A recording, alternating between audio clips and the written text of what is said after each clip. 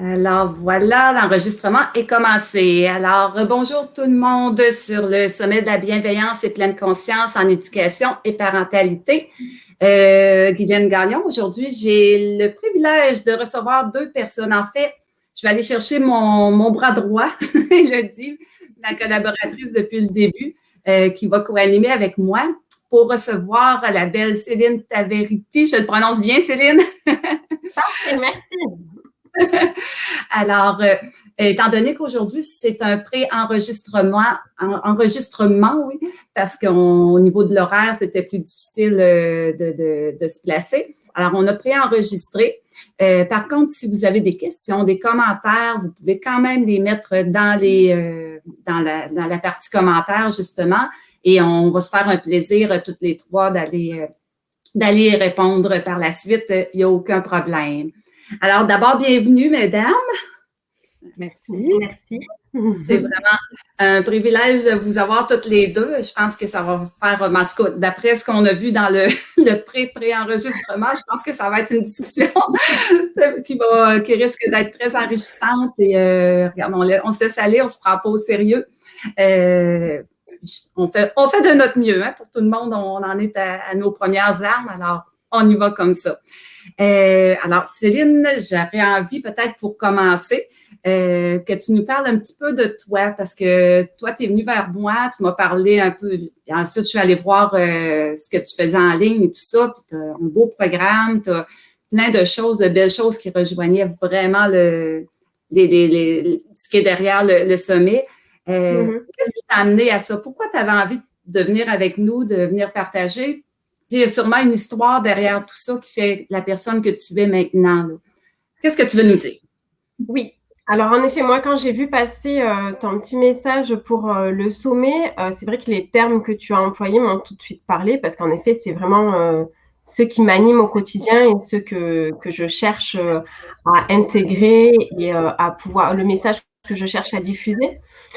Donc, c'est pour ça que instinctivement, tout de suite, je me suis dit, je vais lui laisser un message, on verra bien où elle en est dans son organisation. Et puis, j'ai été agréablement surprise que tu reviennes, donc c'est super chouette, je te remercie beaucoup.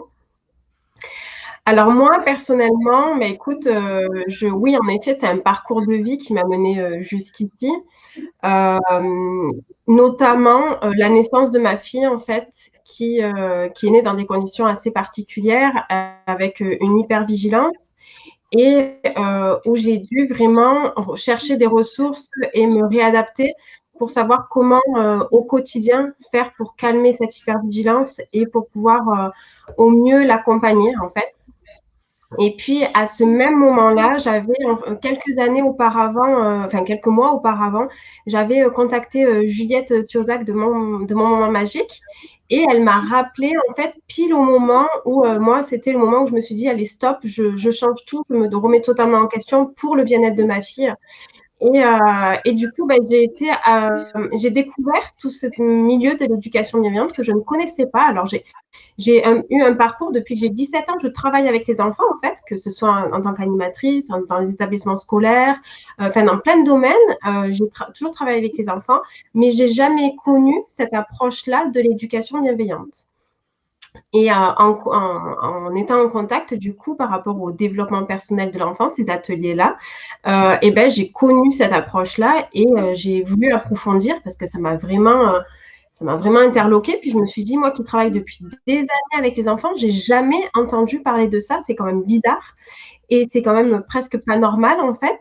Donc, je suis pas laissée de conférence en conférence. J'ai commencé à faire des formations, des ateliers. Et puis, en fait, je me suis dit, mais on a une telle importance par rapport au parcours de vie de ces futurs enfants, des futurs adultes, que c'est hyper important de connaître le fonctionnement au niveau du cerveau, le fonctionnement émotionnel des petits êtres pour pouvoir au mieux les accompagner et pour faire en sorte que ce soit des futurs adultes heureux et épanouis. Donc, ma motivation, elle était vraiment là. À la base, c'était pour ma fille. Mais j'ai toujours prôné la protection en fait de l'innocence des enfants et cette pureté qu'ils ont, qui est magnifique et que je trouve qu'on devrait garder le plus possible en fait. Et puis petit à petit, en avançant, en fait, quand j'ai voulu inscrire ma fille, alors déjà à la crèche, quand elle y allait, j'étais un petit peu toujours un peu en colère même, j'allais dire, parce que je comprenais pas pourquoi c'est pas toutes nos connaissances qu'on a maintenant depuis plusieurs années, depuis plus de 30 ans au final, on ne les met pas au service du personnel qui travaille avec les enfants. Et quand je l'ai inscrite à l'école, et que la directrice m'a dit, est-ce que vous avez une préférence pour la maîtresse? Et là, je lui ai dit, écoutez, si vous avez une maîtresse qui est un peu plus orientée pédagogie positive, je préférerais, parce que c'est un peu la manière dont je l'élève. Et elle m'a dit, c'est quoi ça? Hey boy, hein? Et là, je me suis dit, OK, c'est ici que tu vas agir. Donc, ça a été vraiment le déclencheur. J'étais en plein questionnement sur mon côté professionnel, en fait. Je savais qu'il fallait que je développe autre chose. Et je savais que ça allait être autour de la formation. Je commençais à le percevoir, mais je ne savais pas exactement quoi. Et là, je me suis dit, ça a fait quelque chose en moi où je me suis dit, non, mais c'est bon, c'est ça, c'est vraiment là. Et du coup, je me suis lancée à fond dedans et mon projet en devenir est né. Wow! Moi, j'adore ça, ce que tu viens de dire là. Tu sais, c'est là que je vais agir parce que, dans le fond, tu aurais pu dire, ah, c'est plate, l'école, ils connaissent pas ça, puis, tu sais, être en aversion devant ça, puis bloquer. Mais là, au contraire, tu as dit, OK, je vais aller semer des graines, là, je vais aller, ça n'existe pas, je vais le créer, là. C'est carrément ce que tu as fait, là. Wow! Wow, c'est génial. Après, je me suis dit, il faut que ça. Alors, je sais qu'à mon échelle, ça va être petit à petit. Comme tu dis, on sème des graines. Je ne vais pas pouvoir révolutionner tout de suite tout le milieu scolaire, mais le but, c'est que chacun, à son niveau, à son échelle, puisse semer des graines. Et que moi, je me suis dit, oui, c'est quand même là où passent quasiment les 3/4 du temps nos enfants. Et je trouve que c'est dommage qu'on soit obligé de sortir nos enfants du système scolaire classique parce que il n'est pas adapté et que le personnel n'a pas les outils pour agir au mieux en fonction de nos enfants. Donc, je trouve qu'il faut aller plutôt inclure dans le système qui existe déjà, leur donner plus d'outils pour pouvoir aller dans ce sens-là, dans une éducation plus bienveillante et plus respectueuse de l'enfant. Effectivement. Et puis, tu sais, tu parles des outils, mais il y a aussi ce que tu disais tout à l'heure, c'est leur faire prendre conscience d'eux. Juste amener ces notions, ces connaissances et leur permettre d'envisager qu'il y a éventuellement une autre approche ou d'autres choses qui peuvent être prises en considération. Et puis après, il y a tout qui déroule, mais c'est vrai que cette prise de conscience-là, après, ça ouvre des portes, comme tu dis. C'est vrai que c'est la base. C'est que tant qu'il n'y a pas une prise de conscience comme quoi une autre posture, moi je parle souvent de posture vis-à-vis de l'enfant, une autre posture peut permettre un autre développement et par rapport à l'enfant, et c'est sûr que les outils, ça ne prendra pas de sens pour eux. Donc je pense qu'en effet, tu as raison de le souligner, Elodie, c'est vraiment important qu'il y ait une prise de conscience en amont qui est vraiment pourquoi je fais ça, parce qu'à un moment donné, qu'est-ce que ça va développer chez l'enfant si j'agis d'une autre manière, et selon ce que je fais actuellement, qu'est-ce que ça développe en fait, et prendre conscience de tout ça pour se dire, ok, bon, d'accord, j'aimerais bien faire différemment, par contre là maintenant j'ai besoin d'outils, parce qu'au quotidien c'est pas toujours évident quand on n'a pas les outils. Ah, c'est clair, parce que oui, de comprendre, c'est sûr qu'en arrière, si on ne sait pas pourquoi on devrait faire différemment, on manque, tu sais, c'est ça, oui, je veux bien faire différemment, mais montrez-moi, dites-moi pourquoi et donnez-moi, oui, fournissez-moi les outils, le support pour y arriver, effectivement, parce que pour être enseignante, on ne m'a pas formée à ça, c'est sûr, ça fait quand même plusieurs années là, que je suis sortie de l'école. Je ne sais pas aujourd'hui les programmes, comment ils sont, sauf que jamais qu'on m'a formée à que ce soit. Tu sais, j'ai eu un cours où on m'a parlé un peu plus de pédagogie alternative. C'est un cours que je suis allée chercher. Moi, j'ai toujours été très, très, très tournée vers les pédagogies alternatives parce que justement, elles sont centrées plus sur l'enfant et tout ça que sur le programme. Le programme passe pareil, mais à travers le développement de l'enfant, puis c'est carrément ce que tu apportes, là. C'est tous des outils qui vont venir aider justement à respecter ce fameux développement-là et créer, comme tu l'as dit, des adultes de demain qui vont peut-être être plus stables, plus sereins, qui vont peut-être être mieux avec eux-mêmes parce qu'ils vont avoir été acceptés comme ils sont là, à la base. Vraiment.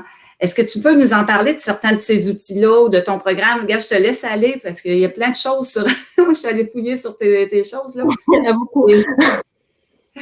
Alors, c'est vrai que moi, j'ai décidé de commencer à développer un premier programme sur comment apprendre aux enfants à surmonter les aléas de la vie, les défis de la vie, comment danser avec la vie et pouvoir explorer son plein potentiel parce que je trouve qu'au final, quand on demande aux parents qu'est-ce qu'on veut pour nos enfants, on répond tous qu'on veut qu'ils soient heureux. Et on a quand même remarqué, il y a énormément d'études qui montrent que la base de tout ça, c'est quand même l'estime de soi. Au final, quand on ne s'aime pas soi-même, quand on a une mauvaise estime de soi, ça va avoir une influence énorme sur tous nos choix, sur notre manière d'agir avec nous-mêmes et avec les autres. C'est à la base de tout ce qui est comportement de victime ou d'agresseur. Enfin, des fois, on n'imagine pas que en fait quelqu'un je parle par exemple du cyberharcèlement ou qui en ce moment est quand même un phénomène qui monte en flèche. Et ben souvent c'est des enfants ou des ados qui ont au fond un manque d'estime d'eux-mêmes et qui ont besoin de montrer qu'ils sont plus forts et qui vont avoir le dessus sur quelqu'un. Donc, au final, tout ce qu'on peut constater, que d'un côté ou d'un autre, ça va partir de cette fameuse estime de soi. C'est pour ça que je me suis dit qu'en premier programme, j'avais vraiment envie de proposer quelque chose qui pose les bases de ça et qui permettent de donner des notions à tous les niveaux, au niveau du lien d'attachement, comment ça se construit, comment je peux la développer avec des outils au quotidien, avec comment je communique avec mon enfant, parce que chaque mot va avoir une puissance et il va être très important. Alors moi, je dis toujours qu'en fait, quand on essaye d'aller dans l'éducation bienveillante, l'éducation positive, franchement, on l'appelle comme on veut, il y a plein de courants, mais je trouve qu'au final, chacun apporte une méthode ou un petit regard différent, mais on va tous dans le même sens. Et c'est vraiment une rééducation. Il faut déconstruire nos schémas, déconstruire l'éducation un peu archaïque qu'on a eue pour reconstruire quelque chose et réapprendre à s'exprimer différemment. Moi, je l'ai vraiment ressenti comme ça. C'est vraiment, j'ai réappris à parler différemment. Parce que chaque mot qu'on disait, au final, c'est des injonctions, c'est des étiquettes qu'on met sur les gens, c'est des jugements qu'on porte. Et du coup, c'est vraiment se dire non, mais voilà, là, au début, il faut réfléchir avant de parler, puis après, ça devient un nouvel automatisme et une nouvelle manière de communiquer. Mais pour moi, il y a besoin d'une déconstruction pour une reconstruction derrière. Et du coup, dans ce programme-là, je parle de comment reconstruire petit à petit et quoi mettre en place pour le faire au quotidien.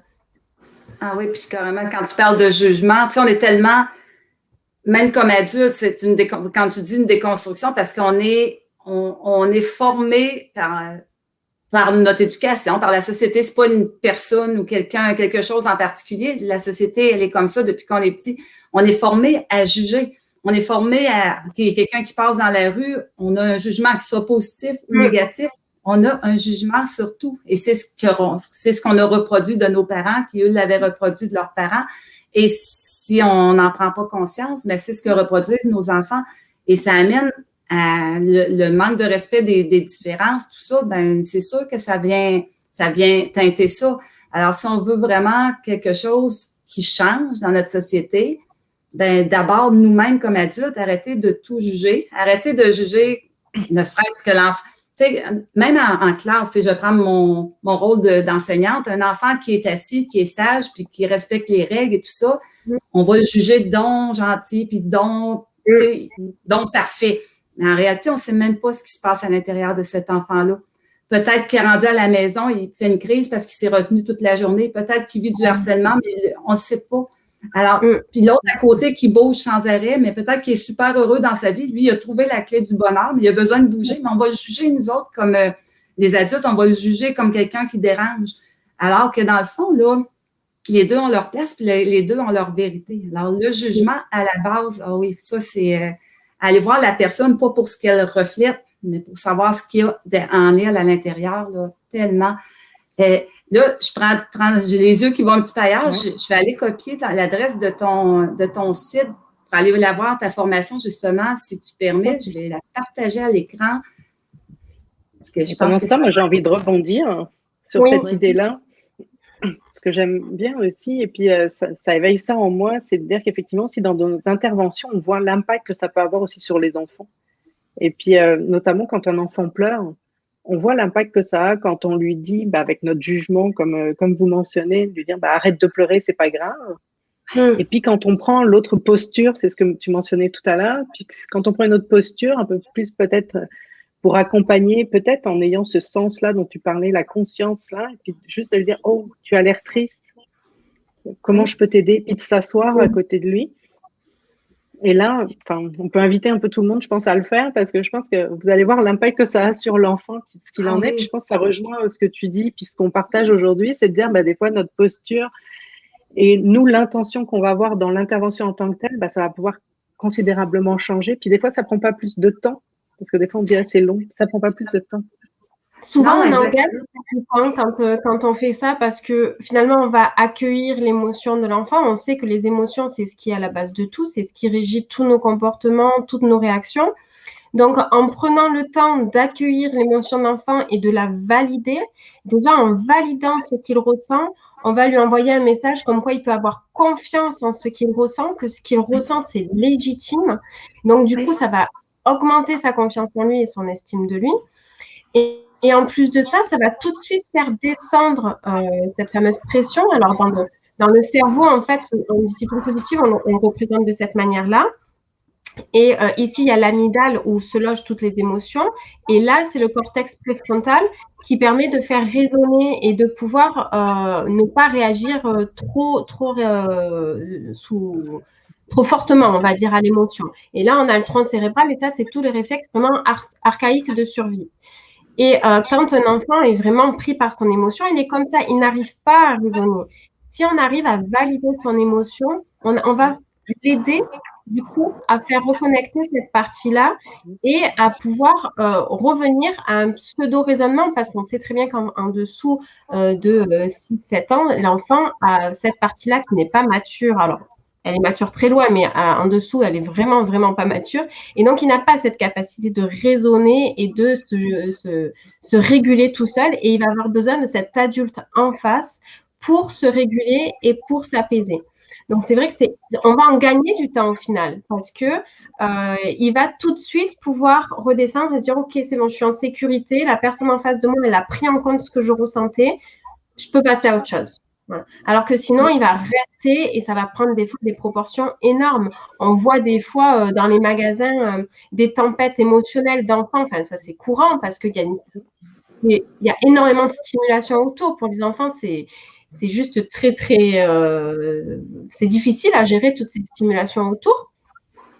Et c'est vrai que des fois, juste le fait de oui, tu as vraiment envie de se jouer. Je comprends que tu as vraiment, vraiment très, très envie de se jouer. Et on va penser qu'on favorise le fait qu'il va vouloir se jouer, alors que pas du tout. Il va se sentir juste reconnu et qu'il va passer certainement à autre chose. Et puis, voilà.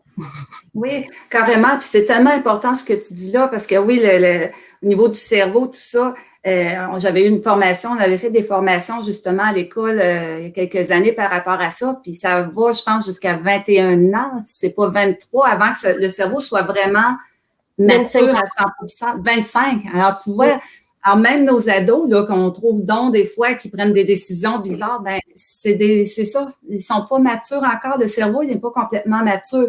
Alors, c'est sûr que l'enfant... Les ados, ils sont tout le temps comme ça, en fait. Les ados, c'est une période où le cerveau est en perméabilité encore très forte. Un peu, il revient comme un stade de la petite enfance. Donc, en fait, ils sont vachement plus réactifs eux aussi. C'est une période très, très, très sensible et où beaucoup de choses se rejouent au niveau des connexions. Donc, c'est vrai que des fois, on se dit, mais c'est bon, il a 12-13 ans, il peut raisonner, il peut se gérer, il peut... Mais en fait, c'est une période très sensible et c'est une période où il y a d'autres choses qui se jouent et où c'est normal qu'ils soient en fait, dès qu'on leur dit un truc, paf, ils disjonctent, quoi. C'est physiologique, en fait. une vraie réorganisation. Et si on veut, on peut peut-être mentionner, tu sais, la petite vidéo, le cerveau dans la main, là, de Claire Sigel, Alors, qui explique, tu peux expliquer aussi. Donc, il y a une vidéo sur YouTube et puis moi, j'ai créé une vidéo aussi pour comment reconnaître et accueillir ses émotions en fonction de l'âge, en fait, à partir de la naissance jusqu'à pas d'âge. Et on peut la trouver sur YouTube aussi. Ah, génial. Si je réussis à le faire d'ici la fin, je le mettrai à l'écran, mais sinon, on les rajoutera dans les commentaires. Je sais. Ah ouais, j'ai ouvert en tout cas. Parce que oui, je suis allée voir ton YouTube tantôt, puis effectivement, tu as commencé à faire des belles vidéos intéressantes qui vont pouvoir aider. Puis c'est vraiment à tout âge, tu sais, quand on dit c'est jusqu'à 25 ans, parce que là, ça me parle tellement ce que tu dis là, parce que quand mes enfants étaient tout petits, ben quand j'ai eu mon premier, entre autres, moi, j'ai été une maman un peu peut-être différente, mais en tout cas, ça fait partie de ma vie d'être un peu différente dans plein de choses. Puis, tu sais, on me disait, parce que moi, ça a été à 2 ans avant que mon fils fasse ses nuits, et l'autre est arrivé 2 ans plus tard, donc j'ai été 4 ans à pas faire de nuit, à pas dormir, ou presque. Mais, tu sais, de le laisser pleurer, j'avais un enfant, mon premier était très sensible, puis il s'endormait dans mes bras, puis bon, il y avait peut-être de l'anxiété de premier aussi, tu sais, la nouvelle maman. Sauf que j'étais tombée sur un livre qui s'appelait La science au service des parents, en tout cas dans lequel on expliquait que l'enfant, justement, à cet âge-là, c'est pas des caprices, là. Il peut pas faire des caprices aussi petits.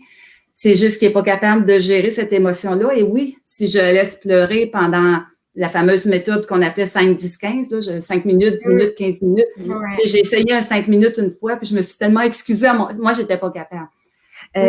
Sauf que ce que l'enfant enregistre, selon ces études-là, c'est qu'il enregistre, OK, je pleure, c'est mon cri d'appel, mais personne vient, donc à quoi bon? Ouais. Alors, après ça, on va se surprendre que rendu adulte, la personne, elle n'ose pas aller demander de l'aide. Tu sais, ça a des répercussions à long terme. Puis là, le but, c'est pas qu'on se sente coupable. On a tous été élevés comme ça, là. Mais ça fait des choses qu'on a à travailler peut-être plus tard, d'en prendre conscience. Au contraire, comme adulte, OK, moi, je suis pas capable de demander de l'aide. Ça vient peut-être de là. Puis finalement, aujourd'hui, c'est pas dangereux de demander de l'aide. Il va y avoir des gens, c'est des belles prises de conscience à aller faire comme adulte parce que ça a vraiment des répercussions, là. C'est scientifique, tout ça. Mais au-delà d'avoir peur de demander de l'aide, ça a aussi énormément de répercussions sur justement aussi l'estime de soi.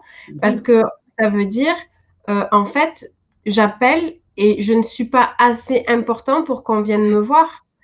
Je suis pas assez. Donc, du coup, qu'est-ce que je fais? Je me renferme sur moi et puis j'appelle plus personne et puis je reste dans ma coquille, en fait. Mais ça a énormément de répercussions et c'est vrai que ce côté… Alors moi, ma fille commence à plus se réveiller à 3 ans et demi. Donc, voilà. J'ai passé… 2 ans et demi où elle ne dormait, enfin, elle se réveillait toutes les nuits et pendant les 2 premières années, elle se réveillait à coups de 2-3 heures minimum et ne se rendormait pas. Enfin, voilà. Et puis la première année, en fait, ou les premiers mois, elle dormait 4 heures sur 24 à la place de dormir 20 heures sur 24. C'était vraiment très, très compliqué. Donc, du coup, c'est vrai que on m'a aussi dit, j'ai aussi acheté plein de livres sur le sommeil. Je me suis aussi dit, je vais finir par la laisser pleurer, elle va s'arrêter. Et puis, on ne sait pas, on tâtonne en fait. Donc, c'est vrai qu'on… il ne s'agit pas de culpabiliser parce que pour le coup, quand c'est le premier et quand on se retrouve face à des situations qu'on n'aurait pas imaginées, parce que tout ça, il n'y a pas d'école de parents. Et je trouve ça super dommage parce qu'on a des écoles de tout, des formations pour tout, mais on n'a pas l'école des parents. Et pourtant, c'est certainement, à mon sens, le rôle le plus important qu'on va avoir parce que c'est nous qui fabriquons la future génération. C'est nous qui allons construire le monde de demain, de savoir s'il va y avoir des délinquants, des criminels. Alors, on n'a pas la responsabilité de tout, hein. Chacun, l'enfant aura sa part aussi, mais on a quand même une place, un rôle hyper important et il n'y a pas d'école pour ça, on n'est pas formé à ça. On nous dit juste, tu vas vivre une grossesse formidable, parce que c'est pas toujours le cas des fois. Et en plus, après ça, on se prend un tsunami de plein de choses dont on n'avait pas du tout conscience. Ah oui, C'est la plus le rôle le plus important, mais le plus difficile aussi parce qu'il n'y a pas de modèle c'est ça. Il y a plein d'outils qui pourraient être utiles, mais qu'il faut savoir sélectionner. Mais si on avait au moins une base de ces outils-là, ben oui, ça aiderait, puis ça aiderait tellement parce que, puis je veux vraiment revenir sur le fait que le but, c'est pas de culpabiliser parce que, écoute, le parent qui laisse pleurer son enfant, c'est clair qu'il le fait aussi, premièrement parce qu'il pense que ça doit se faire comme ça, puis aussi pour se sauver lui-même, parce qu'à un moment donné, c'est difficile, je sais, là. Ah oui, oui. Ah, puis à un moment donné, honnêtement, moi, je me suis rendu compte dans ces périodes-là, quand ça faisait des heures que je berçais ma fille, que je ne dormais pas depuis des mois, je me suis dit, je comprends pourquoi il y a des bébés secoués. C'est horrible à dire, hein, mais je peux le comprendre. Et c'est pour ça que c'est important de se dire, non, en effet, on ne va pas culpabiliser. Il y a des moments où il est beaucoup plus judicieux de poser son enfant, d'aller se mettre de l'eau sur la figure, d'aller respirer, d'aller faire ce qu'on veut, mais de prendre soin de soi pour pouvoir prendre soin de lui. Et à ce moment-là, tant pis, on le laisse pleurer. Mais là, voilà, si on est en capacité d'accueillir ses pleurs, c'est parfait, mais à un moment donné, il faut aussi prendre soin de soi parce que si nous, on ne prend pas soin d'eux, on ne pourra pas prendre soin de lui. Donc ça, c'est sûr que, voilà, à un moment donné, on n'est pas des Wonder Woman tout le temps H24, quoi. Effectivement. Puis si nous, on est déconnectés aussi comme ça, c'est important, effectivement, de réussir à le faire. Et c'est pas forcément ce qu'on disait tout à l'heure, la prise de conscience. C'est vrai que c'est bien d'en prendre conscience, de pouvoir sélectionner des outils qui nous correspondent, puis sélectionner les informations. Moi, ce que je trouve qui est assez difficile aussi, c'est que maintenant, avec Internet, l'information diffuse un peu partout, puis savoir quelle est un peu la bonne, est-ce qu'on se fie un peu plus à des recherches, qu'est-ce qu'il en est. Moi, le cerveau, c'est quelque chose qui me passionne aussi et je trouve que ça explique tellement de choses. Ça, c'est assez récent quand même. C'est 5-10 ans, c'est quand même là, les neurosciences cognitives. Oui. Donc, c'est quand même assez récent. Donc, maintenant, je trouve que c'est bien qu'il y ait toute une communauté et plein de monde pour partager ces informations-là, puisque maintenant, on le sait, ça a été démontré, en fait, de tous les bénéfices que ça pouvait avoir. Et puis, effectivement, je pense que l'intérêt, comme tu disais, là, de prendre soin de soi avant, c'est vrai que des fois, respirer un petit peu avant, ça peut nous aider à être nous aussi disponibles. Et puis, comme tu le montrais très bien tout à l'heure, à pas être déconnectés. Et puis, l'intention, je pense, entre laisser pleurer un peu un enfant, vous preniez cet exemple-là, le laisser pleurer un peu, le temps de prendre soin de soi, puis après, d'aller créer le lien, puis d'être pleinement présent à lui. Je pense que c'est différent que de dire je ferme la porte et puis je le laisse 5-10 minutes. Je pense que l'intention est différente. Puis même l'enfant, quand on va réintervenir, je pense qu'il va le sentir aussi différemment. Parce que nous, on va être apaisé aussi. On peut lui dire, là, je n'arrive pas à gérer ce que je ressens, je te pose, même si on pense qu'il ne comprend pas, il va le comprendre dans l'intonation, je te pose et je reviens. Et on peut lui exprimer, parce que c'est vrai que c'est essentiellement par mimétisme et par neurones miroirs, par l'approche vicariante, que les enfants vont apprendre.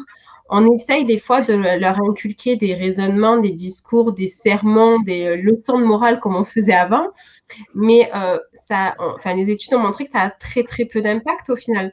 La chose principale qui a le plus d'impact, c'est la manière dont nous, on va agir.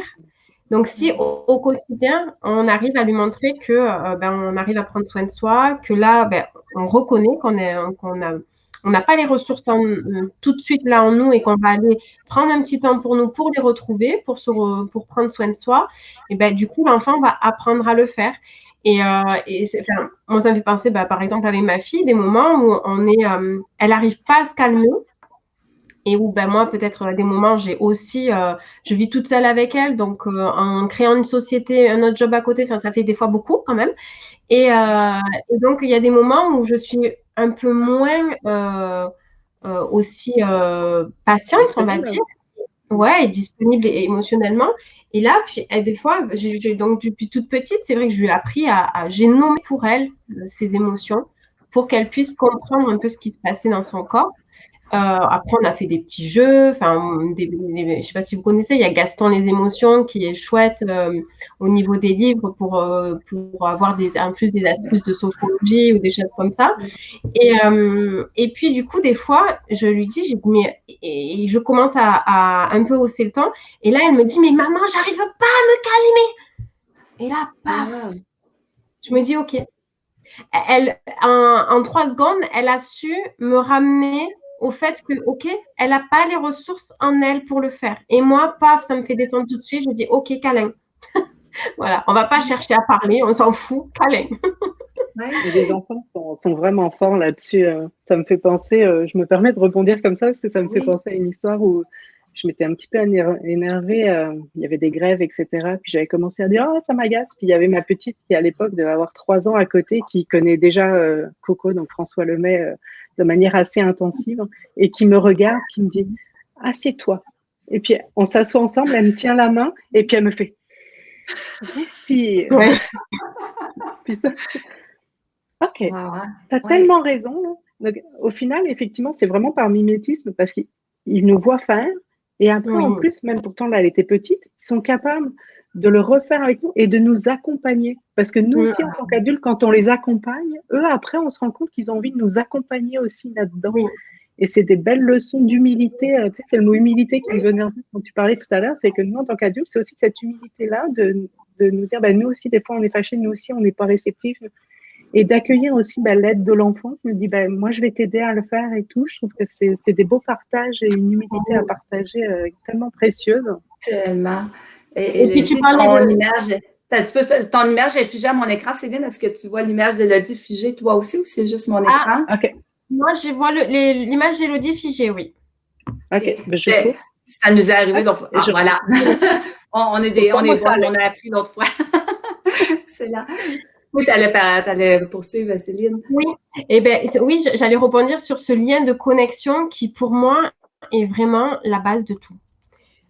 Que ce soit petit ou ado, on en parlait tout à l'heure, c'est des périodes aussi très délicates, l'adolescence, où on va avoir, en fait, les enfants vont, enfin, les enfants, c'est quand même des enfants, vont quitter un peu cette priorité où ils sont attachés aux parents pour un peu plus aller vers le groupe social, où c'est vraiment les copains qui vont avoir une priorité dans leur développement à ce moment-là.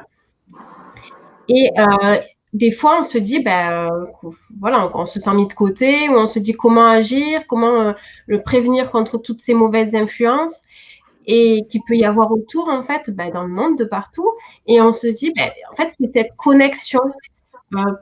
Si on cherche à vouloir contrôler tout le temps, à toujours vouloir diriger, à toujours vouloir contrôler ce qu'il peut penser, faire, dire, agir, il va manquer cette connexion souvent.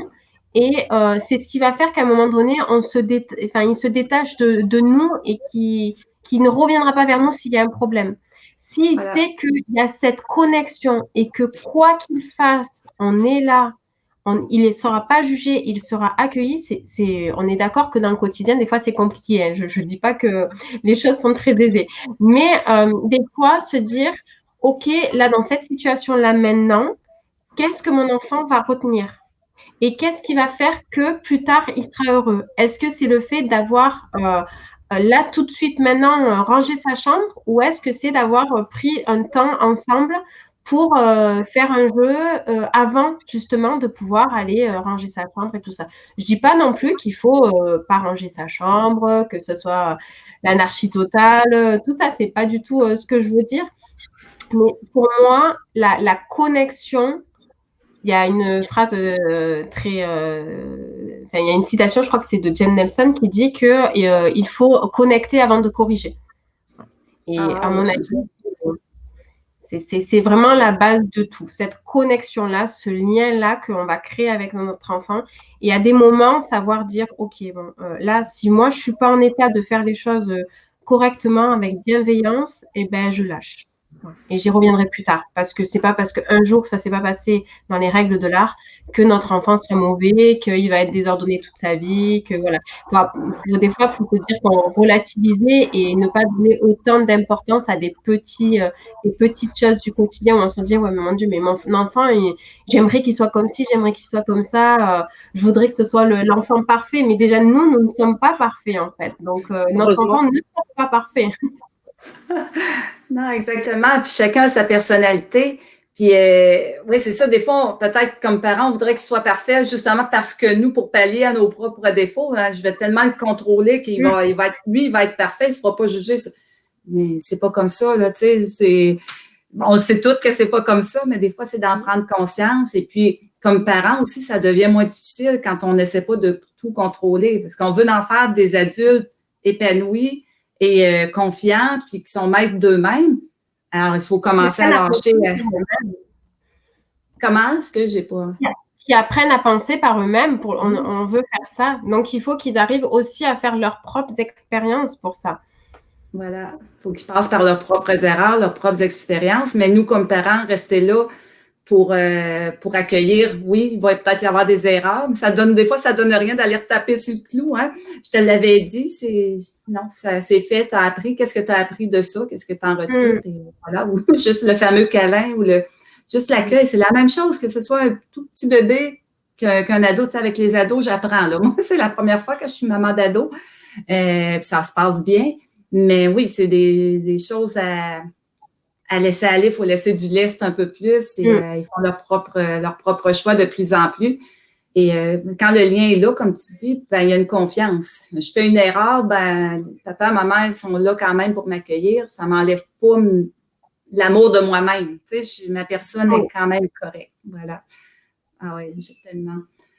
Là, ça amène la notion de pleine conscience, oui, mais tu sais, je dirais aussi de pleine présence. Tu sais, le fait d'avoir cette connexion, justement, et puis j'ai amour inconditionnel aussi, tu sais, qui monte, ben, c'est possible aussi quand on arrive vraiment à être pleinement présent. Et puis, comme tout le monde, des fois on y arrive, des fois on n'y arrive pas, mais c'est vrai que quand on arrive à goûter cette sensation d'être pleinement présent à ce qui se passe et à la relation, puis à l'autre, c'est vrai que je trouve que ça goûte bon. Et puis aussi, on arrive à percevoir en fait chez notre enfant des choses que si on n'est pas connecté à lui et pleinement présent avec lui, on ne perçoit pas. Moi, des fois, je me dis, je dis donc dans les accompagnements que je fais, essayez de vous connecter au ressenti de votre enfant à ce moment-là. Qu'est-ce que vous ressentiriez à ce moment-là? Et là, de vraiment être en connexion et présent, ça permet de savoir comment réagir et ça permet de pouvoir mieux appréhender le reste, en fait, de pouvoir tout de suite apaiser les choses.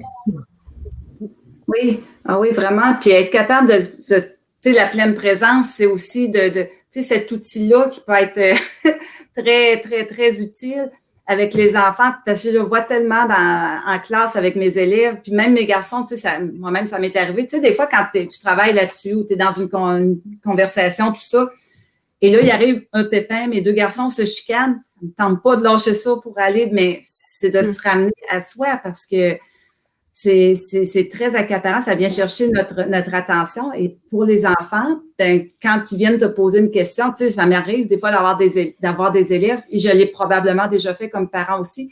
Ma mère, elle m'écoute pas quand je lui parle parce qu'elle est sur son cell. Dis-lui, tu sais, comme j'aurais ce message à dire ça, à dire peut-être aux enseignants, aux personnes qui travaillent auprès des enfants, oser leur dire hey, papa, alors aux enfants de le dire à leurs parents. Papa, maman, j'ai besoin de te parler. Ça peut attendre, puis je leur dis, ça peut attendre. Des fois, tes parents, ils ont vraiment besoin de faire ça tout de suite. C'est le travail ou peu importe. Mais dis-leur, à quel moment je peux venir te voir? J'ai besoin de te parler parce qu'ils sont capables d'apprendre ça, les enfants aussi. Plutôt qu'avoir à crier, justement, puis à avoir un mauvais comportement pour se faire remarquer. Bien, on prend le temps tu sais, c'est toutes des choses à leur enseigner aussi, oui, comme parents, mais comme éducateurs, comme enseignants aussi, on a un rôle.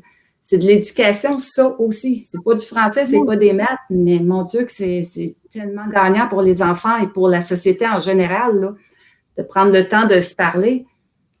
Quand j'accompagne des classes tout au long de l'année, et ben du coup, je leur parle de ce qui se passe dans leur cerveau, des émotions, de comment reconnaître les émotions, de comment on peut apprendre à encourager son copain, enfin de plein de choses comme ça. Et j'ai été hyper étonnée en fait du nombre de choses qu'ils peuvent retenir. Et alors chacun va prendre ses outils qui lui parleront, parce que du coup, j'en donne plusieurs et chacun en récupère des différents. Mais ils retiennent des choses et ils l'appliquent au quotidien. Quand on leur demande la séance d'après, du coup, vous avez mis quelque chose en place, qu'est-ce que vous avez fait? Et ils m'ont dit, moi, j'ai tapoté comme ça, moi, je me suis allée me calmer dans mon coin favori. Enfin, voilà, moi, j'ai fait la respiration. Et chacun a fait quelque chose qui lui correspondait, mais ils prennent les outils et ils arrivent vachement à les intégrer à leur quotidien. Et du coup, si on leur donne ces outils-là tout de suite, moi, je trouve qu'on leur donne quand même des outils qui sont précieux, que nous, on a découvert très tard, des fois. Ah, tellement. Oui, exactement. Puis il n'est jamais trop tard pour les découvrir, sauf que si on leur donne en bas âge, évidemment, wow, ça change tout. Là. La vie va peut-être être plus simple, en tout cas sur certains aspects, au moins pour eux, hein, effectivement. Et c'est vraiment un mode de vie, puisqu'après, ça entraîne un peu tout le monde et c'est vraiment tout qui, je trouve, ça emmène tout dans ces cas-là. Ça devient une habitude, voilà, qui s'approprie. Après, les autres vont voir que ça fait ça et je trouve que c'est vraiment important de pouvoir justement partager ça et qu'il y en ait le plus possible, en fait, de ces petites graines-là qui soient semées un peu partout. Ah oui, tout à fait. Puis même entre eux, ils viennent s'aider, les enfants. Tu sais, je prends le contexte de la classe, quand ils ont des outils, mais s'il y en a un qui perd le contrôle ou qui arrive à une certaine situation, une chicane ou une panique ou peu importe, devant un examen, bon, ils vont se les lancer eux-mêmes, les outils. Là. Ah, tu pensais à faire telle affaire, puis tu sais, ils vont s'entraider. Au lieu de s'individualiser puis être chacun dans leur bulle, puis pas se mêler des affaires des. Oui, des fois, ça a son importance aussi d'être dans sa bulle. Mais quand c'est pour aider, ils sont portés à le faire, les enfants. Ils ont un grand cœur à la base, là. Exactement. Et dans une classe... Pardon. J'y vais vite fait, mais c'est que dans une classe dans laquelle j'interviens, ce qu'ils ont fait, et je trouve que l'idée, elle est vraiment top, c'est qu'ils ont ils ont mis au mur un grand panneau avec plein de ressources qu'ils pouvaient utiliser. Donc, dans la classe, ils ont fait un autre panneau pour l'extérieur qu'ils pouvaient utiliser soit s'ils avaient besoin de se calmer, soit s'ils avaient besoin d'être réconfortés. Et ils ont fait tout un panneau avec une grande liste avec plein d'idées, puis ils le complètent au fur et à mesure de l'année. Et je trouve que l'idée, elle est vraiment top parce que c'est vraiment de créer tous ensemble quelque chose. Et puis, je trouve que ça, c'est des super bonnes idées. Donc, ça peut être un truc aussi à faire en classe ou en famille. J'ai quelque chose de semblable. Oui, pour se calmer, puis pour rester attentif. J'ai une élève qui a plus de difficultés. Ça va super bien. C'est une élève qui a une belle personnalité et tout, mais elle a de la misère à attendre son tour pour parler, tout ça. C'est très spontané. Et puis, on a fait une affiche, justement. J'ai demandé aux élèves, c'est quoi vos trucs? C'est ceux-là qui réussissent à bien le faire. Là. C'est pas juste, il n'y a pas juste elle en classe, mais en tout cas, je vais raconter l'histoire, vous allez comprendre. Et puis, on a fait une affiche, justement, avec des trucs pour bien se concentrer, pour bien écouter quand Mme Guylaine parle en avant ou quand on fait un travail. Et puis, je l'ai mis au mur. Puis, à un moment donné, elle me regarde, elle dit, Madame Guylaine, est-ce que je peux l'avoir à côté de mon bureau? Elle, là, elle s'y réfère vraiment, là, quand elle voit que je lui fais un petit regard, là, elle regarde ça. Des fois, je la relance vers l'affiche et ça fait, ah oui, c'est vrai. Elle est toute fière, elle, d'avoir l'affiche à côté d'elle. Là, au lieu de la punir, de la chicaner à chaque fois, ça fait juste comme ça. C'est beaucoup plus simple pour moi, mais pour elle, c'est gagnant aussi. Là. Tellement. C'est comme à la maison. C'est possible d'avoir des petits panneaux et des petites affiches, de savoir quoi faire. Alors, soit pour les rituels, pour pouvoir permettre aux enfants de savoir quoi faire, quel enchaînement faire le matin et le soir. Ça donne des repères, ça sécurise et ça permet que les enfants puissent aller chercher eux-mêmes l'information. Mais ça peut aussi être sur des règles de vie ou des choses comme ça. Et du coup, tout ce qui sécurise l'enfant, tout ce qui ritualise le quotidien, ça va permettre de pouvoir faire les choses beaucoup plus automatiquement. Et s'ils peuvent aller chercher eux-mêmes l'information, ça nous évitera, nous, de toujours devoir rajouter des injonctions. Parce que moi, je trouve qu'ils sont assaillis d'injonctions toute la journée, que ce soit nous, les éducateurs, tout le temps, quoi. Tout le temps. Oui, ils changent d'un éducateur au professeur, au parent, puis chaque personne a ses propres façons de voir les choses. Donc, plus sévère, moins sévère, plus directif, moins direct. Ils doivent s'adapter tout le long de la journée. Là. Les enfants, tandis que si on a un visuel, et ça, c'est quelque chose qu'on a instauré à l'école l'année passée, avec Yannick Fréchette, que je vais recevoir la semaine prochaine. Admettons, pour monter dans les escaliers, c'était un peu tout pêle-mêle. Alors, les enfants se croisaient, puis tout. Bon, c'était avant les bulles. Aujourd'hui, il n'y a pas beaucoup de problèmes avec les fameuses bulles. C'est chacun notre tour. Mais un jour, ça va revenir à la normale. Alors, on a séparé simplement l'escalier en deux. On monte à droite, on descend à gauche. Il y a des flèches. Alors, au lieu d'être posté à leur dire « monte à droite, monte à… » Il y a des flèches, c'est indiqué. Alors oui, il y en a toujours quelques-uns. 1, 2, c'est toujours les mêmes qui oublient ou qui veulent aller plus vite, qui passent à côté. Ces 2, 3-là, on les recalme. Mais le reste, ils suivent la direction, la directive, ils comprennent le pourquoi derrière. C'est pas pour les punir, c'est juste que ça permet à ceux qui descendent de pouvoir descendre pendant que les autres montent. Et ils comprennent la logique et ça se fait tout seul maintenant. C'est instauré. On n'a pas eu à chicaner, on n'a pas eu à crier. C'est fait, c'est simple. Simple. Et ça amène aussi. Il faut se simplifier la vie et il faut formaliser les choses pour que ce soit lisible, clair. Plus c'est clair, plus c'est simple, plus ça sera facile à adapter comme comportement. Et des fois, c'est vrai que je pense qu'il faut faire plus simple. Oui, vraiment. Justement, c'était le point qui me venait, le fait que ce soit clair. Toi, là, pour l'escalier, ben, la consigne, elle est claire pour tout le monde.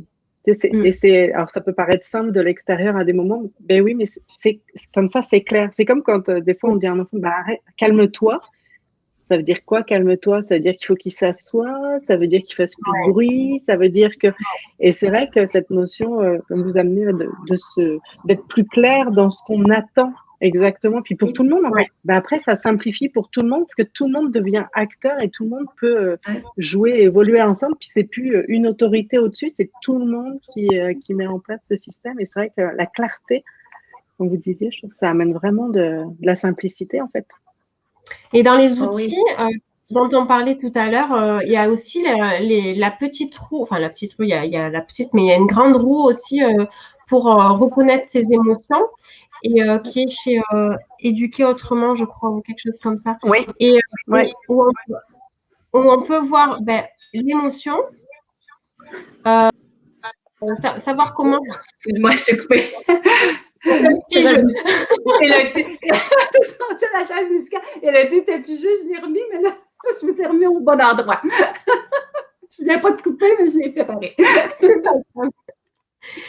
Et du coup, on peut savoir ce qu'on ressent dans son corps, du coup, l'émotion qu'il peut ressentir. Et en fait, il peut lui-même sélectionner et après dire, j'ai besoin pour tout de suite lui-même savoir quelles ressources il a besoin et le rendre autonome dans cette démarche, de savoir de quoi il a besoin. Parce que finalement, derrière une émotion, il y a toujours un besoin qui est caché et qui doit être assouvi. Donc, ça permet vraiment de le rendre autonome là-dedans et de pouvoir, dans des situations où il n'y a pas forcément la figure d'attachement à côté qui va pouvoir l'aider à se calmer, lui trouver lui-même toutes ces ressources-là. Ah oui, tellement. Oui, parce que oui, il y a toujours un besoin. Puis pour les enfants, c'est pas évident de trouver ce besoin-là. Ils en sont pas même comme adultes, des fois. C'est évident, donc… Oui, exactement. Donc, d'avoir… Oui, vas-y. Vas-y. Mais effectivement, c'est d'identifier le besoin, c'est pas forcément évident, sauf que en fait, des fois, ils savent pas spécialement que c'est un besoin, mais nous, je sais que moi, je fais les émotions, tu sais, avec les émoticards, et des fois, en fait, ils mettent le besoin comme une émotion. Et puis, c'est normal, en fait, souvent, besoin de reconnaissance, sécurité, c'est des choses qui viennent, et souvent, ils disent que c'est l'émotion qu'ils ressentent. Mais je trouve qu'en fait, oui, on veut classer les choses, mais c'est bien juste après de les accompagner pour justement un peu remettre tout ça en place. Mais je trouve que ça déjà top qu'ils aient ressenti ça et puis qu'ils aient déjà ça qui émerge. Et très souvent, ils l'ont. Et c'est vrai qu'avec ces outils, la roue des émotions, c'est un bel outil pour pouvoir vraiment permettre à l'enfant de dire, toi, c'est quoi ton besoin? Sans que nous, adultes, on aille lui dire, ton besoin, tu sais, c'est ça. Non, peut-être pas. Oui, exactement.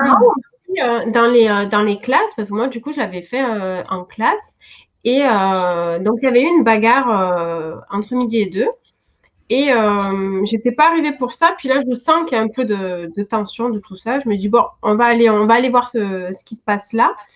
Et donc, la maîtresse me dit indirectement de prendre celui-ci parce que c'est celui qui est tout le temps à l'origine des bagarres. Et du coup, je lui ai proposé la roue et en fait, il montrait qu'il avait besoin, en gros, il avait besoin d'attention, qui se sentait pas aimé, qui se sentait pas accepté par le groupe de la classe, et que c'était sa manière à lui de réagir et de pouvoir dire je suis là. Donc pas adéquate, on est d'accord, mais le sujet est de ne pas se focaliser sur le comportement de l'enfant. Et je trouve que dans l'éducation bienveillante et l'éducation positive, c'est finalement ça, c'est essayer de se détacher du comportement de l'enfant et d'aller chercher ce qui se passe derrière pour pouvoir agir à la source. Parce que si on agit à la source, le comportement s'en ira de lui-même. Si on veut à tout prix agir sur le comportement, on ne va pas enlever ce qui est à la source de ça, donc ça reviendra tout le temps en fait. Donc essayer de vraiment, et ça c'est parfois pas évident parce que quand c'est un enfant qui est agressif, qui insulte, qui tape, ben, du coup on se dit oui mais je suis pas respectée, voilà. On a vraiment tendance à réagir plus en réaction à ce comportement-là.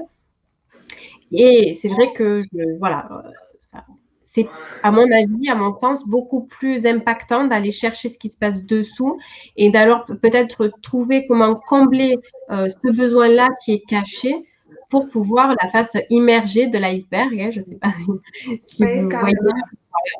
Et Et pour pouvoir du coup changer le comportement qui est visible parce que du coup, ça sera de fait, ça changera. Oui, puis des fois, c'est difficile parce que, oui, parce que pour être dans le milieu de l'enseignement, parce que des fois, on a des enfants comme ça qu'on ne peut pas, des fois, la problématique ne vient pas de nous, on ne peut pas la régler là. Et évidemment, ben, tu sais, on est pris entre les deux. Là. Il y a les autres élèves qui subissent les comportements qui, eux autres aussi, doivent être entendus là-dedans, parce que non, c'est des comportements qui ne sont pas acceptables.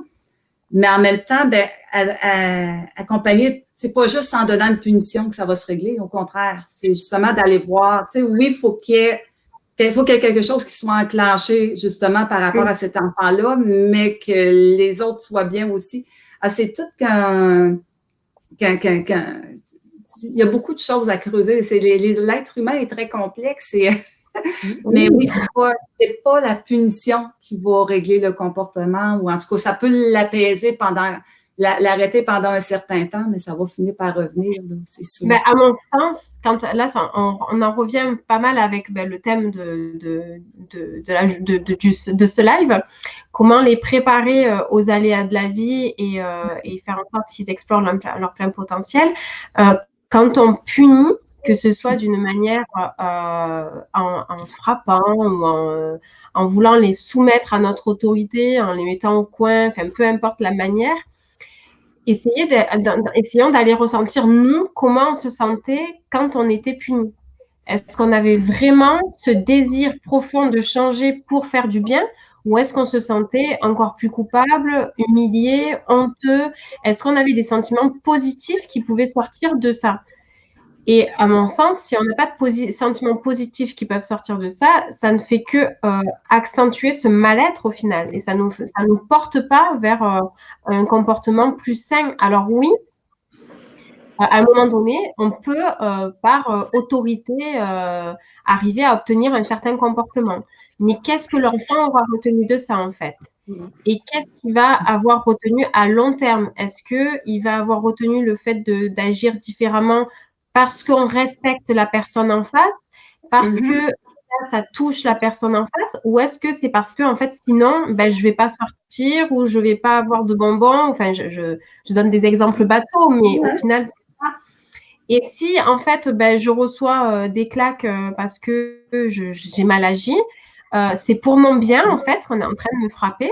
Donc, même si je sais que en France, c'est très récent, hein, le fait que ce soit interdit et que c'est encore très, très ancré, même si je sens que ça commence à bouger. Mais qu'est-ce que l'enfant retient de ça? Il retient qu'en fait, pour mon bien, on m'a frappé. Alors, est-ce que adulte, inconsciemment, si on me frappe, ça peut être pour mon bien aussi, même si consciemment, on sait que dans un couple, on va prendre l'exemple de violence conjugale ou de choses comme ça, dans un couple, on sait qu'on on doit pas se faire frapper, que c'est pas normal, mais inconsciemment, on a cet ancrage, on a cette autoroute qui a été créée dans notre enfance où on nous a frappés pour nous faire du bien. Donc, quelque part, on sait que c'est pas bien, mais on va le tolérer, on va l'accepter. Et puis après, il y a d'autres enjeux qui s'y mettent. Et quand on a, du coup, pas forcément une bonne estime de soi, parce que quand on se fait, même si c'est pas souvent, mais quand on reçoit des violences physiques, et du coup, ça dégrade fortement sa propre estime de soi. Et du coup, on va être beaucoup plus enclin à subir ça et à continuer à ne pas arriver à sortir de ce cycle-là. Donc, en fait, il faut essayer de comprendre que des fois, on passe combien de fois on a entendu c'est bon, une petite claque, ça n'a jamais fait de mal à personne. En fait, si. Comme ça, en première apparence, peut-être pas. Oui, il n'est pas allé à l'hôpital, oui, il n'a pas de marque sur le corps, mais psychologiquement, ça laisse des traces énormes et ça a un énorme impact pour sa construction de soi et sa construction dans la relation aux autres. Et ça, c'est des parcours de vie qui marquent énormément et qui pourraient être évités si, dès le départ, on pourrait se dire juste que en frappant, on humilie un enfant, on lui empêche de construire sa propre estime de lui et on crée un schéma en disant que c'est possible de frapper pour le bien. Et ça, c'est juste pas envisageable, quoi. Oui, exactement. Puis encore là, ça revient à ce qu'on disait tantôt, apprendre soi-même comme adulte à se calmer, prendre 5 minutes, aller respirer. François Lemay, dimanche, disait au prof, tu peux pas le faire dans la classe, mais sors, va à la toilette, assis-toi sur la toilette, puis respire 5 minutes avant de revenir. Mais comme parent aussi, de prendre le temps de je vais aller respirer, je vais aller me calmer, je vais revenir plutôt que frapper parce que ça vient tellement fort, des fois en dedans, que, tu sais, on est des êtres humains aussi, les adultes, là. Fait qu'il faut, mais c'est ça, de faire, OK, il y a une lumière rouge qui s'allume, stop, je vais aller respirer, puis je vais revenir plus posée avec une solution plus, plus sensée, tellement.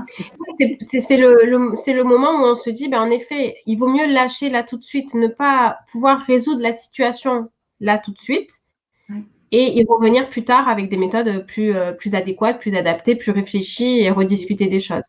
Il y a des fois, il est plutôt préférable de lâcher sur le coup sans dire fais comme tu veux, mais de dire voilà, là tout de suite je suis pas en état de gérer la situation de manière appropriée, donc j'y reviendrai plus tard, quoi. Voilà, tout simplement. Écoute, ça fait presque 1 heure déjà. On est parti. Je le voyais, je le présentais au départ qu'on aurait plein de sujets. Pour les dernières minutes, que j'essaie de garder toutes les entrevues autour d'1 heure, j'aimerais ça peut-être partager d'abord ton adresse de ton site. Je le mets ici. Est-ce que tu peux nous expliquer? Toi, tu me dis qu'est-ce que tu as à dire là-dessus? Tu as ton programme, qu'est-ce que tu offres? C'est quoi tes offres? Alors moi, actuellement, voilà, je viens de créer un programme et de sortir un programme sur comment permettre aux enfants à se protéger des aléas de la vie et découvrir leur plein potentiel. Il y a vraiment 5 modules où on approfondit vachement les choses et où vous allez avoir plein d'outils, sur un petit peu tous les domaines de la vie, on va dire. Mais donc, ça reste vraiment sur une première approche pour se familiariser avec tout ça et pour avoir des outils à appliquer. Après, je propose des ateliers pour aller vraiment plus loin et pour faire des mises en situation parce que j'en ai parlé tout à l'heure, c'est vrai que c'est une rééducation et que des fois, c'est bien beau de savoir des choses, mais c'est hyper compliqué de l'appliquer au quotidien quand les émotions sont très, très fortes. Donc, du coup, c'est bien de pouvoir le voir en atelier, de pouvoir se confronter à ce que d'autres pensent, de pouvoir expérimenter des expériences, de pouvoir expérimenter comment on peut se sentir, nous, dans telle situation pour pouvoir mieux comprendre son enfant. Et donc, tout ça, je le propose dans des cycles d'ateliers en ligne. Et à côté de ça, j'interviens dans des écoles pour former le personnel à tous ces outils-là, à comprendre cette nouvelle posture de l'éducation bienveillante et à pouvoir utiliser des outils dans le quotidien pour leur faciliter les choses. Ah, c'est merveilleux. Et moi, je vais mettre dans la description, évidemment, là, je les ai affichés, là, j'avais ton site, je pensais que j'avais déjà mis ton site, non, c'était ton Facebook, et là, j'ai mon Facebook, oui, mais c'est pas... Excellent. Là, je viens de rajouter le site, mais je vais les mettre aussi dans la publication, dans la description de la publication, les gens pourront aller faire un tour. Tu as plein de belles ressources à nous proposer. Élodie, je ne sais pas si tu avais quelque chose à rajouter. Je trouve ça génial, tous ces partages. Merci Céline et merci Guylaine de permettre des partages comme ça et de permettre de diffuser toutes ces informations-là, toutes ces notions qui vont sûrement permettre de faire d'éveiller ou de faire des prises de conscience. Je trouve que c'est vraiment gros merci pour ce bon moment. Ah oui, merci. Moi, je veux te dire merci Céline d'être venue vers moi parce qu'on ne se connaissait pas à la base. Ça a comme cliqué beaucoup dès qu'on s'est rencontrés, mais c'est vraiment, t'es une mine d'informations, une mine de ressources et vraiment une belle personne. Alors, merci de ton partage. Puis, j'invite tout le monde à aller faire un tour sur le site et le Facebook de Céline pour en savoir plus.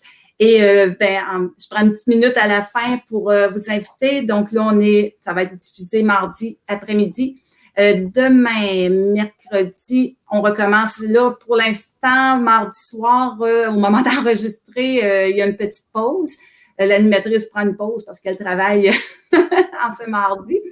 Mercredi, je vais juste aller chercher ma petite affiche pour essayer de la partager en direct avec vous.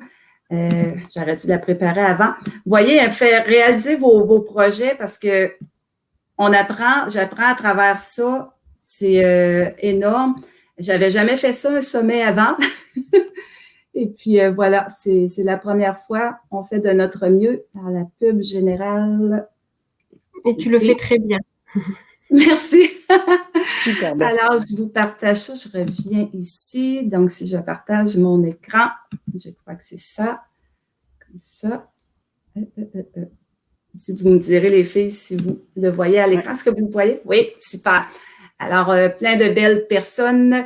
Alors, mercredi après-midi, je reçois mon amie Anne-Marie David qui va venir nous parler de la parentalité vraiment à partir de la grossesse, l'accueil du bébé, la petite enfance.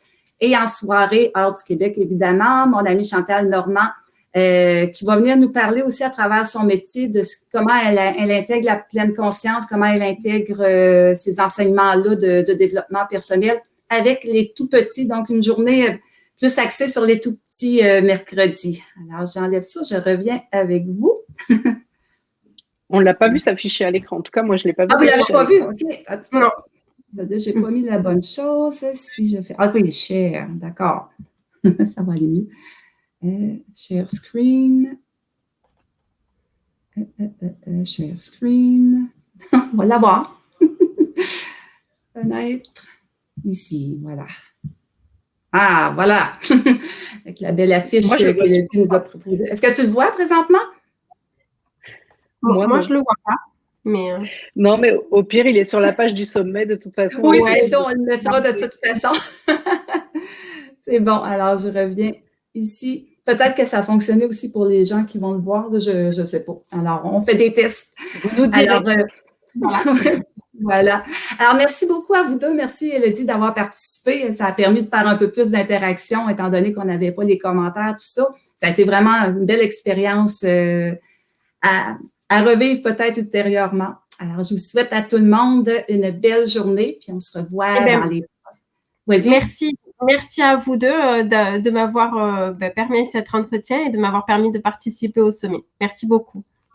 C'est un gros merci. Elodie, tu es gelée. Je ne sais pas si tu as encore ton image est gelée encore. Je ne sais pas si tu me sens. Ah, elle revient. D'accord. Je ne sais pas si tu es encore. Alors, bonne journée tout le monde et merci d'être avec nous. Bye bye. Au revoir. Merci.